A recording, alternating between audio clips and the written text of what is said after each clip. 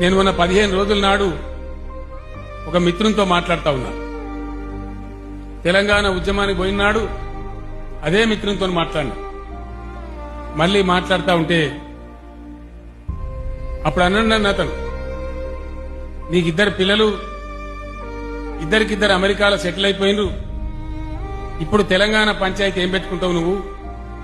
ఎన్ని తిడతారో, ఎన్ని బదనాములు పెడతారో, ఎన్ని బాధలు పెడతారో, ప్రశాంతంగా ఉండవలసిన జీవితంలో అగ్గి రాజేసుకుంటున్నావు అని చెప్పాడు ఆ మిత్రుడు.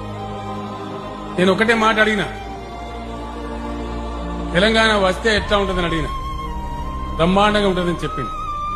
ఇక నీకు దండం పెడతా, నువ్వు గంటకే ఉండు, లేనిపోయిన భయాలు పెట్టకని చెప్పిన. మళ్ళా అదే మిత్రుడు మన దళిత ఎమ్మెల్యేలు, ఎంపీలు, ఎమ్మెల్సీలు, ఇతర ప్రముఖ నాయకులతోని నేను వర్క్ షాప్ పెట్టిన వార్త పేపర్లో చూసి ఒకటే మాట అన్నాడు నవ్వుకుంటా, కేసీఆర్ నీకు తిన్నదరగదారా, ఉన్న కాడ ఉండవు, మళ్ళీ దుకాణం మొదలు పెట్టినావు అన్నాడు.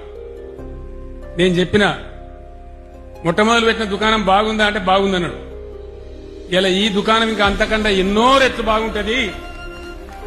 ఒక 4 ఏళ్లలో భారతదేశానికే కాదు మొత్తం ప్రపంచానికే ఒక మార్గం చూపెడుతుంది. 4 ఏళ్లు నేను బతకానని మొక్కు, నువ్వు కూడా బతికి ఉండరా అని చెప్పిన. చాలా సంతోషం అని మాట్లాడింది.